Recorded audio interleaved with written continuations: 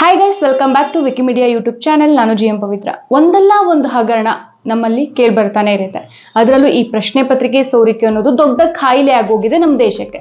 ಇತ್ತೀಚೆಗಷ್ಟೇ SSLC, PUC ಇಂದ ಹಿಡಿದು ಎಲ್ಲ ದೊಡ್ಡ ದೊಡ್ಡ ಪರೀಕ್ಷೆಗಳ ಪ್ರಶ್ನೆ ಪತ್ರಿಕೆಗಳು ಕೂಡ ಸೋರಿಕೆ ಆಗಿದೆ, ಆಗ್ತಾನೂ ಇದೆ ಕೂಡ. ಈಗ ಮತ್ತೊಂದು ಪರೀಕ್ಷೆಯಲ್ಲಿ ಅಕ್ರಮ ನಡೆದಿದೆ ಅನ್ನೋ ವಿಚಾರ ಸಖತ್ ಸುದ್ದಿ ಆಗ್ತಾ ಇದೆ. ಅದೇ ನೀಟ್ ಎಕ್ಸಾಮ್ ಅಲ್ಲಿ. ಹಾಗಾದ್ರೆ ಏನಿದು ನೀಟ್ ಹಗರಣ? ಇದರ ಹಿಂದೆ ಯಾರ ಕೈವಾಡ ಇದೆ? ಈ ವಿಷಯ ಹೇಗೆ ಶುರುವಾಯಿತು ಅನ್ನೋದನ್ನ ಕ್ವಿಕ್ ಆಗಿ ಎಕ್ಸ್ಪ್ಲೇನ್ ಮಾಡ್ತೀನಿ.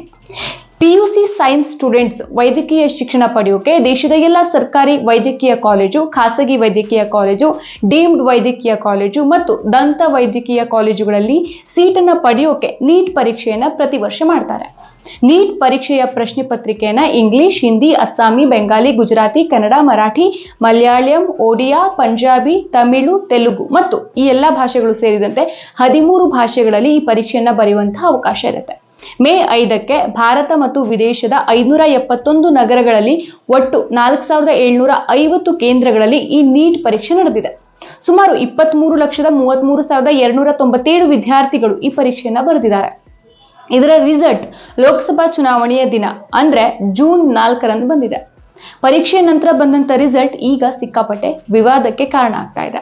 ಈ ಬಗ್ಗೆ ಉನ್ನತ ತನಿಖೆ ಆಗಬೇಕು ಹಾಗೂ ಈಗ ನಡೆದಿರುವಂತಹ ಪರೀಕ್ಷೆನ ರದ್ದು ಮಾಡಿ ಮರುಪರೀಕ್ಷೆ ನಡೆಸಬೇಕು ಅಂತ ರಾಜ್ಯದ ವೈದ್ಯಕೀಯ ಸೀಟು ಆಕಾಂಕ್ಷಿಗಳು ಆಗ್ರಹಿಸಿದ್ದಾರೆ. ತಪ್ಪು ಪ್ರಶ್ನೆಗಳನ್ನ ಕೇಳಿರೋದು, ಪ್ರಶ್ನೆ ಪತ್ರಿಕೆ ಸೋರಿಕೆ ಮತ್ತು ವಿವಾದಾತ್ಮಕ ಫಲಿತಾಂಶದಿಂದ ಲಕ್ಷಾಂತರ ವೈದ್ಯಕೀಯ ಸೀಟುಗಳ ಆಕಾಂಕ್ಷಿಗಳಿಗೆ ಅನ್ಯಾಯ ಆಗಿದೆ. ಇದನ್ನು ಸರಿಪಡಿಸೋಕೆ ಕೇಂದ್ರ ಸರ್ಕಾರ ಮಧ್ಯಪ್ರವೇಶಿಸಿ ನೀಟ್ ಅಕ್ರಮದ ಸಮಗ್ರ ತನಿಖೆಗೆ ವಹಿಸಿ ಮರುಪರೀಕ್ಷೆಗೆ ಆದೇಶಿಸಬೇಕು ಅಂತ ದೇಶದಾದ್ಯಂತ ವಿದ್ಯಾರ್ಥಿಗಳು ಹೋರಾಟ ಮಾಡ್ತಿದ್ದಾರೆ. ಮೊದಲು ನೀಟ್ ಪರೀಕ್ಷೆ ಪ್ರಶ್ನೆ ಪತ್ರಿಕೆ ಸೋರಿಕೆ ಆಗಿದೆ ಅನ್ನೋ ಗಂಭೀರ ಆರೋಪ ಕೇಳಿಬಂದಿತ್ತು. ಇತ್ತೀಚೆಗೆ ಪ್ರಕಟವಾದಂತಹ ನೀಟ್ ಫಲಿತಾಂಶದಲ್ಲಿ ಬರೋಬ್ಬರಿ 67 ಮಂದಿ ಮೊದಲ ರ್ಯಾಂಕ್ ಬಂದಿದ್ದಾರೆ.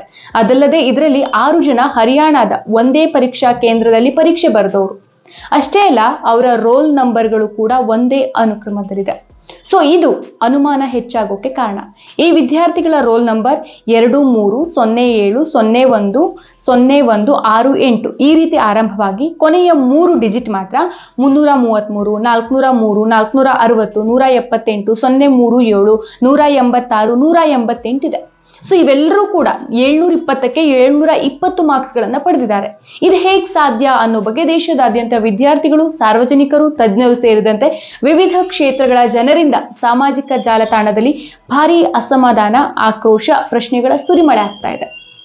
ಇದರ ನಡುವೆ ಇಬ್ಬರು ವಿದ್ಯಾರ್ಥಿಗಳಿಗೆ ಫಲಿತಾಂಶದಲ್ಲಿ 718 ಮತ್ತು 719 ಅಂಕಗಳನ್ನ ನೀಡಿರೋದು, ಟಾಪರ್ಗಳ ಸಂಖ್ಯೆ ಭಾರೀ ಪ್ರಮಾಣದಲ್ಲಿ ಹೆಚ್ಚಿರೋದು ಕೂಡ ವೈದ್ಯಕೀಯ ಸೀಟು ಆಕಾಂಕ್ಷಿಗಳು ಮತ್ತು ಪೋಷಕರ ವಲಯದಲ್ಲಿ ಸಂಶಯಕ್ಕೆ ಎಡೆ ಮಾಡಿಕೊಟ್ಟಿರೋದು. ನೀಟ್ನ ಪ್ರತಿ ಪ್ರಶ್ನೆಗೆ 4 ಅಂಕಗಳಿರುತ್ತೆ. ಪ್ರತಿಯೊಂದು ತಪ್ಪು ಉತ್ತರ ಬರೆದ ಪ್ರಶ್ನೆಗೆ 1 ಅಂಕವನ್ನ ಮೈನಸ್ ಮಾಡಲಾಗುತ್ತೆ. ಹಾಗಾಗಿ ಎಲ್ಲಾ ಪ್ರಶ್ನೆಗಳಿಗೂ ಸರಿಯಾದ ಉತ್ತರ ನೀಡಿದವರಿಗೆ 720 ಅಂಕ ಬರುತ್ತೆ. ಒಂದು ಪ್ರಶ್ನೆಗೆ ಉತ್ತರ ನೀಡದೆ ಹೋದ್ರೆ 716 ಅಂಕ ಬರಬೇಕು, ಅಥವಾ ಒಂದು ಪ್ರಶ್ನೆಗೆ ತಪ್ಪು ಉತ್ತರ ನೀಡಿದ್ರೆ 715 ಅಂಕ ಬರಬೇಕು. ಆದ್ರೆ 718, 719 ಅಂಕಗಳನ್ನ ಯಾವ ಆಧಾರದಲ್ಲಿ ನೀಡಲಾಗಿದೆ ಅನ್ನೋದು ಇಲ್ಲಿ ಎದ್ದಿರುವಂತ ಪ್ರಶ್ನೆ. ಇದೆಲ್ಲವನ್ನ ಸಹ ನೋಡಿದಾಗ ಪ್ರಶ್ನೆ ಪತ್ರಿಕೆ ಸೋರಿಕೆಯಾಗಿರೋದು, ಪರೀಕ್ಷೆಯಲ್ಲಿ ಅಕ್ರಮ ನಡೆದಿರೋದು ಮೇಲ್ನೋಟಕ್ಕೆ ಕಂಡುಬರುತ್ತೆ ಅಂತ ಹೇಳ್ತಾರೆ ಪರೀಕ್ಷೆ ಬರೆದಂತಹ ವಿದ್ಯಾರ್ಥಿಗಳು. ಇದಕ್ಕೆ ನೀಟ್ ಪರೀಕ್ಷೆ ಜವಾಬ್ದಾರಿ ಹೊತ್ತಂತ national testing agency NTA react ಮಾಡಿದೆ. ಕೆಲ ವಿದ್ಯಾರ್ಥಿಗಳಿಗೆ ಪರೀಕ್ಷೆ ವೇಳೆಯಲ್ಲಾದಂತಹ ಸಮಯದ ನಷ್ಟಕ್ಕೆ ಪರಿಹಾರವಾಗಿ ಕೆಲ ಗ್ರೇಸ್ ಅಂಕಗಳನ್ನು ನೀಡಲಾಗಿದೆ. ಇದರಿಂದ 718, 719 ಅಂಕಗಳು ಬಂದಿದೆ ಅಂತ ಸ್ಪಷ್ಟನೆ ನೀಡಿದೆ. ಅಲ್ಲದೆ ಈ ರೀತಿ ಸಮಯದ ನಷ್ಟಕ್ಕೆ ಗ್ರೇಸ್ ಅಂಕ ನೀಡೋ ಅವಕಾಶವಿರೋದನ್ನ ಕೆಲ ನ್ಯಾಯಾಲಯದ ಪ್ರಕರಣಗಳನ್ನು ಉಲ್ಲೇಖಿಸಿ ಸ್ಪಷ್ಟಪಡಿಸಲಾಗಿದೆ. ಆದ್ರೆ ಇದನ್ನ ಒಪ್ಪದೇ ಇರುವಂತಹ ಅಭ್ಯರ್ಥಿಗಳು NTA ಈ ಕ್ರಮವನ್ನ ಅವಮಾನಿಸಿದ್ದಾರೆ. ತನಿಖೆ ನಡೀಲೇಬೇಕು ಅಂತ ಆಗ್ರಹ ಮಾಡ್ತಾ ಇದ್ದಾರೆ. ಇದಕ್ಕೂ ಮೊದಲು ಒಂದು ಘಟನೆ ನಡೆದಿತ್ತು. ತಪ್ಪಾಗಿ ಪ್ರಶ್ನೆಗಳನ್ನ ಕೇಳಲಾಗಿದೆ ಅಂತ ಆರೋಪಿಸಿ ರಾಜಸ್ಥಾನದ ಕೆಲ ವಿದ್ಯಾರ್ಥಿಗಳು ಪರೀಕ್ಷೆಯನ್ನ ಬಹಿಷ್ಕರಿಸಿ ಹೋಗಿದ್ರು. ಇದಕ್ಕೆ NTA ಸ್ಪಷ್ಟನೆ ನೀಡಿತ್ತು. ನಾವು NCERTಯ ಹೊಸ ಪಠ್ಯಕ್ರಮವನ್ನು ಆಧರಿಸಿ ಪ್ರಶ್ನೆ ಪತ್ರಿಕೆ ನೀಡಿದ್ದೇವೆ. ಆದ್ರೆ ಕೆಲ ವಿದ್ಯಾರ್ಥಿಗಳು ಹಳೆ ಪಠ್ಯಕ್ರಮವನ್ನ ಓದ್ಕೊಂಡು ಬಂದಿದ್ರು. ಆದ್ರೂ ಆದ್ಯತೆ ಮೇರೆಗೆ ಎಲ್ರಿಗೂ 5 ಗ್ರೇಸ್ ಅಂಕವನ್ನ ನೀಡಲಾಗಿದೆ ಅಂತ ಹೇಳಿತ್ತು. ಇನ್ನು ಪ್ರಶ್ನೆ ಪತ್ರಿಕೆ ಸೋರಿಕೆ ಆಗಿದೆ ಅಂತ ಒಂದಿಷ್ಟು ಪ್ರಶ್ನೆ ಪತ್ರಿಕೆಗಳು ಕೂಡ ಸೋಷಿಯಲ್ ಮೀಡಿಯಾದಲ್ಲಿ ವೈರಲ್ ಆಗಿತ್ತು. ನಾವು ರೆಡಿ ಮಾಡಿದಂತ ಪ್ರಶ್ನೆ ಪತ್ರಿಕೆ ಇದೆಲ್ಲ ಫೇಕ್ ನ್ಯೂಸ್ ಅಂತ NTA ಹೇಳ್ಕೊಂಡಿತ್ತು. ಇಷ್ಟೆಲ್ಲ ಆಗಿ ಪರೀಕ್ಷೆ ಬರೆದು ರಿಸಲ್ಟ್ ಬಂದ್ಮೇಲೆ ಮತ್ತೊಂದು ಇನ್ಸಿಡೆಂಟ್ ಆಗಿದೆ. ಅದೇ ಅಂಕಗಳಲ್ಲಿ ವ್ಯತ್ಯಾಸ. ಈ ಬಾರಿಯ ನೀಟ್ ಫಲಿತಾಂಶದಲ್ಲಿ ಕೇವಲ 720 ಪೂರ್ಣ ಅಂಕದೊಂದಿಗೆ ಪ್ರಥಮ ರ್ಯಾಂಕ್ ಪಡೆದವರ ಸಂಖ್ಯೆ ಮಾತ್ರ ಅಲ್ಲ, ಇತರೆ ಉತ್ತಮ ಅಂಕಗಳನ್ನು ಪಡೆದವರ ಸಂಖ್ಯೆಯಲ್ಲೂ ಸಹ ಸಿಕ್ಕಾಪಟ್ಟೆ ಹೆಚ್ಚಾಗೋಗಿದೆ.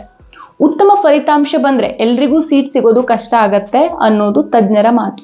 ಉದಾಹರಣೆಗೆ 700 ಅಂಕ ಪಡೆದವರ ಸಂಖ್ಯೆ ಕಳೆದ ವರ್ಷ 172 ಇದ್ರೆ ಈ ಬಾರಿ 1770 ಕಳೆದ ಬಾರಿ 7288 ಮಂದಿ 600 ಅಂಕ ಪಡೆದಿದ್ರು. ಈ ಬಾರಿ ಆ ಸಂಖ್ಯೆ 29012 ಆಗಿದೆ. ಅದೇ ರೀತಿ 602, 550, 500 ಅಂಕಗಳನ್ನು ಪಡೆದವರ ಸಂಖ್ಯೆಗಳು ಸಹ ಸಾಕಷ್ಟು ಪ್ರಮಾಣದಲ್ಲಿ ಏರಿಕೆಯಾಗಿದೆ.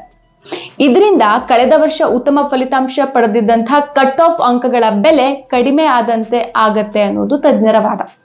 ಇನ್ನು ಗ್ರೇಸ್ ಮಾರ್ಕ್ಸ್ ಪಡೆದಂತ 1563 ವಿದ್ಯಾರ್ಥಿಗಳ ಫಲಿತಾಂಶವನ್ನ ಮರುಪರಿಶೀಲನೆ ಮಾಡೋಕೆ ಕೇಂದ್ರ ಸಚಿವಾಲಯ 4 ಸದಸ್ಯರ ಸಮಿತಿಯನ್ನ ರಚಿಸಿದೆ. ಮೇಘಾಲಯ, ಹರಿಯಾಣ, ಛತ್ತೀಸ್ಗಢ, ಸೂರತ್ ಮತ್ತು ಚಂಡೀಗಢ ಸೇರಿದಂತೆ 6 ಕೇಂದ್ರಗಳ ವಿದ್ಯಾರ್ಥಿಗಳು ಪರೀಕ್ಷೆಯ ಸಮಯದಲ್ಲಿ ಟೈಮ್ ವೇಸ್ಟ್ ಆಗಿದೆ ಅಂತ ದೂರನ್ನ ಕೊಟ್ಟಿದ್ದಾರೆ. NTA ಅಧಿಕಾರಿಗಳು ಹೇಳೋ ಪ್ರಕಾರ ಪ್ರಶ್ನೆ ಪತ್ರಿಕೆ ಕೊಡುವಾಗ, OMR ಶೀಟ್ ಕೊಡುವಾಗ ಡಿಲೇ ಆಗಿರುವಂತಹ ಸಾಧ್ಯತೆ ಇದೆ ಅಂತ ಹೇಳಿದ್ದಾರೆ. ಸೊ ಈ ಎಲ್ಲಾ ಕಾರಣಗಳಿಂದ ವಿದ್ಯಾರ್ಥಿಗಳು 3 ಗಂಟೆ 20 ನಿಮಿಷದ ಪರೀಕ್ಷೆಯಲ್ಲಿ ಟೈಮ್ ವೇಸ್ಟ್ ಆಗಿದೆ ಅನ್ನೋದು ಕೂಡ ಒಂದು ಆರೋಪ ಆಗಿದೆ. ಸೊ ಇದೇ ಸಮಸ್ಯೆಯನ್ನ ಬಗೆಹರಿಸೋಕೆ ಒಂದು ಸಮಿತಿಯನ್ನ ರಚಿಸಿ ಮರುಪರಿಶೀಲನೆ ನಡೆಸಲಾಗತ್ತೆ ಅಂತ NTA DG ಸುಬೋಧ್ ಕುಮಾರ್ ಸಿಂಗ್ ಹೇಳಿದ್ದಾರೆ. ಸೊ ನೋಡಿದ್ರಲ್ವಾ, ಇದಿಷ್ಟು ನೀಟ್ ಪರೀಕ್ಷಾ ಹಗರಣ. ಎಷ್ಟೋ ವಿದ್ಯಾರ್ಥಿಗಳ ಕನಸು, ಭವಿಷ್ಯ ಈ ಪರೀಕ್ಷೆ ಮೇಲೆ ನಿಂತಿರುತ್ತೆ. ಇದಕ್ಕೆ ಸರ್ಕಾರ ಯಾವ ರೀತಿ ಜವಾಬ್ದಾರಿ ತಗೊಳುತ್ತೆ ಅನ್ನೋದನ್ನ ಕಾದ್ ನೋಡ್ಬೇಕಾಗಿದೆ. So thank you so much for watching. ನಮಸ್ಕಾರ.